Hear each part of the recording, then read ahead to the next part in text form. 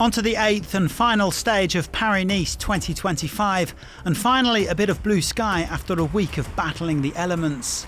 Matteo Jorgensen has a 37-second lead over Florian Lipovitz at the top of the general classification, but we've come to expect the unexpected on the final day in Nice, and the American, who lives in the city, knows nothing will be settled until he crosses that finish line. I think we'll see every team try today. It's a short race, last day of the week. There's a lot of teams that haven't had a stage win, and there's also a big fight in the top 10 for each of the placings, so I think we'll see a lot of racing today. It's set to be a chaotic stage then, and lots of riders will fancy their chances. While some will be eyeing up stage glory on the Promenade des Anglais, others will be hoping to improve their GC prospects or trying to defend their current position. Yeah, anything can happen, to be honest. It can change a lot in this last stage. I wish I had the legs, so I hope I have the legs to do something, but I think if somebody attacks, it's always up and down, so it's everybody for themselves. It's going to be a hard one. For sure, the strongest rider will win. At just 120 kilometres, Stage 8 will be short and explosive, with climbs up the Col de la Porte, the Côte de Paix, the Col d'Ez and the Col des Quatre Chemins. It will definitely sting the legs, and any success will have to be earned. Prepare for an unpredictable and spectacular finale.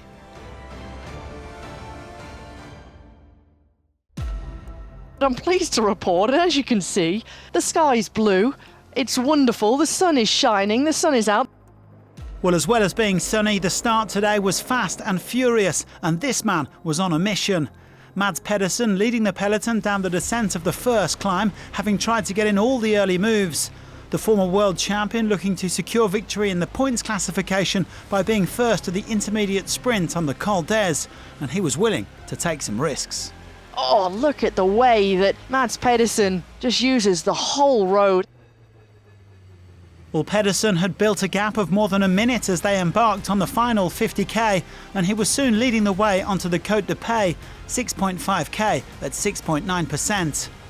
Well, Red Bull Bora Hansgrohe then decided to shake things up in the main bunch, sending Alexander Vlasov up the road. Alexander Vlasov of Red Bull Bora Hansgrohe is on the move here. Well, Vlasov heading off in pursuit of Pedersen as his teammate Lipovitz tried to go as well, but Jorgensen was marking the German's every move.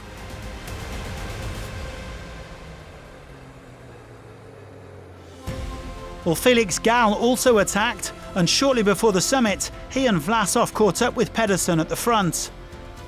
That trio went over the top with around 15 seconds over the yellow jersey group, containing a dozen or so riders. Well, just before the intermediate sprint, the three leaders were joined by a fourth man, Magnus Sheffield. While a little further back, Jorgensen had decided that attack was the best form of defence. As now Jorgensen is starting to ride away from his closest rivals. Pedersen taking 10 precious points at the intermediate sprint, enough to secure that green jersey, and then pushing on with Sheffield. Well, they had dropped Gall and Vlasov, who were soon joined by Jorgensen. The final climb of the Col des Quatre Chemins was a climb too many though for Pedersen, as Sheffield went solo at the front. The chasers soon passing the green jersey as well. Sheffield looking strong, but it wasn't a done deal just yet because he had Jorgensen on his tail. The two Americans fighting all the way to the Promenade des Anglais, but Sheffield had enough in attack to hold off the yellow jersey and the champion-elect of Paris-Nice. A thrilling end to a superb race. The final stage of Paris-Nice belongs to Magnus Sheffield. He takes his first World Tour victory.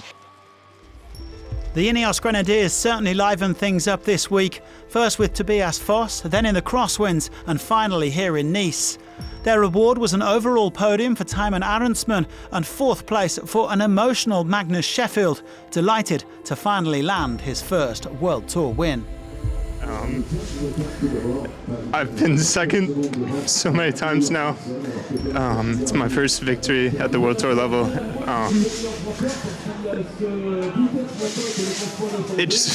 It means so much. Cycling is really, it's just so hard to win any race. It means really so much. Sheffield taking his 4th career win ahead of Jorgensen, who came through the same development team, Hot Tubes. Gal finished 3rd, with Lipovitz and Arendsman coming in over 30 seconds down on the overall winner. I was so well supported this week. Today, I was pretty isolated.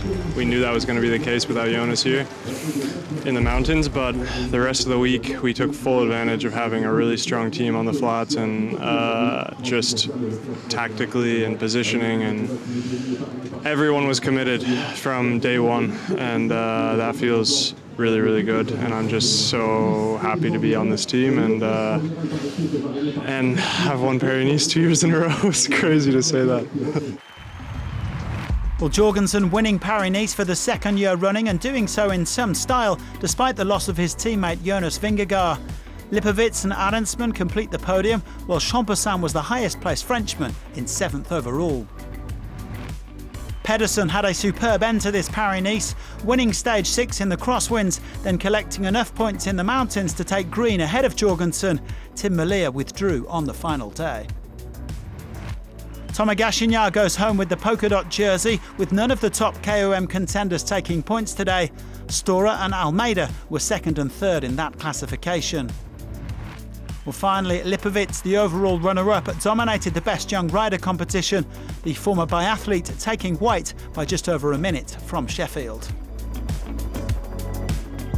And so the curtain falls on this 83rd Paris-Nice, which lived up to all its promises, as we turn our attention to the Spring Classics. Join us again soon, and as ever, thanks for watching.